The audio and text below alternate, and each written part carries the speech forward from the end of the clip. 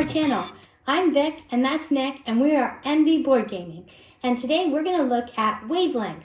This is a party game by Wolfgang Warsch, Alex Haig, and Justin Vickers. And the box says it plays 2 to 12 plus players. And the game is meant to split teams into 2 groups. Nick is going to give an overview of how you play, and then we're going to give our review. Let's do it. All right, welcome back. We're set up for a game of Wavelength. In Wavelength, you're doing teams of 2, and you're trying to get closer to a certain percentage. So let me do a demonstration really quick. The easiest way to know how to play this game. We're going to draw a card here. Only we know this. We are trying to get our team to guess in a certain area of this where we picked this. So here, we have stupid and brilliant. I'm going to put this out here. It's double-sided, by the way, if I didn't show you. So you can pick which one you want. So if I'm going to do stupid and brilliant, I'm going to spin this. Again, only I can see this. And then I will reveal where on this scale. So you're going to see, you're going to want somebody that's pretty brilliant. So you want your team to get as close to this area right here, this 4-point area. You can see there's 2, 3, and 4, 3 and 2. So you want your team to guess right about there. So if I'm going to share with my team a brilliant person, I could say Stephen Hawking, because he would be in this area. And let's say I do that. Let's say I do Stephen Hawking, and then my team decides how stupid or brilliant is that person. So they're going to be in this area. They have to determine, is he as smart as possible? Well, that could be. They might go all the way that way, or maybe leave a little room. So let's say they did that, and now they might want to do a little bit extra because the other team now has a chance to say which direction it actually is. So they can say it's going to be to the right, more brilliant, or to the left, less brilliant. What they're going to, then if they get that right, they'll get 1 point. However, we'll get whatever range we are in. So if we said that, we're going to get 3 points. So yellow team, let's say that was yellow team, they're going to move up 3 points right here. It goes up to 10.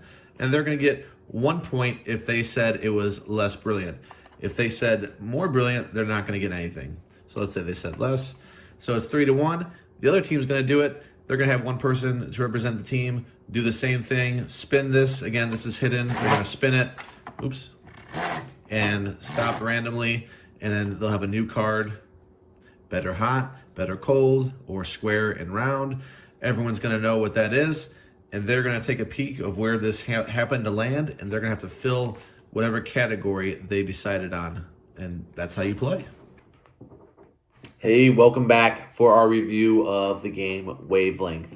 This is our first party game review, I believe. If not, it's our second. It's first, second. I guess it also is going to depend when we upload it, but I think this is our first. For this one, I don't think I hate party games, but it's a 6-3. To me, it is an overrated game, but that's because it just doesn't work with a lot of people. So you'll have a huge advantage if you're compatible with somebody. You don't want to be on that person's team, but then if you're not in their team, it takes away from the game too, because your references are going to be so narrowed that it's basically your opinion. Everything's subjective, really. Not everything. Pretty much everything is subjective.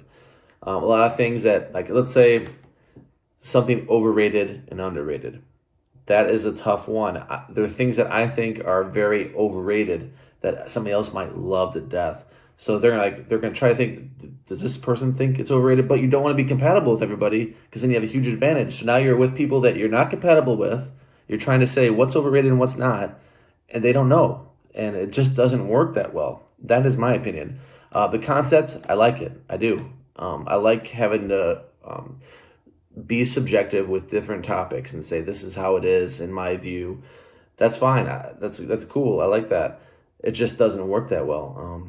I guess it's pretty situational. It might work with a series of compatible people, maybe like on one team and then another team. If you can have that, get a group together that it just works with. Mm-hmm.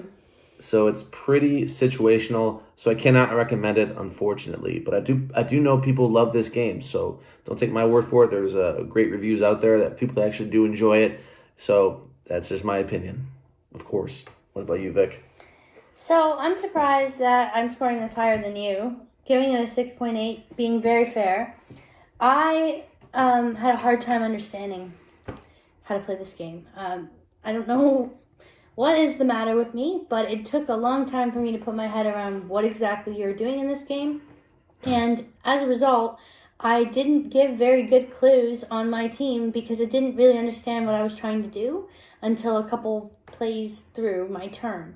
That being said, though, that's a me issue, not an issue with the game itself. But I will say that the game as well, perhaps if it offered a range, like if you could say one thing was the furthest and the other, because you don't, right? You only say one thing. Yeah, whatever you spin. One. Yeah. So she still is having trouble with it. Honestly, she's not the only one. So I played with other people that had some trouble with it. They struggled with it. Like, why am I spinning this now? And now I have to pick a word at this point? Because some people were thinking I pick a word, then I spin it. That doesn't make any sense. You really got to spin it. Now you know what word you pick based on where where those numbers were. And I don't want to repeat what Nick said, but essentially the subjective nature of the game is crippling. To me, it's so hard to pick something that.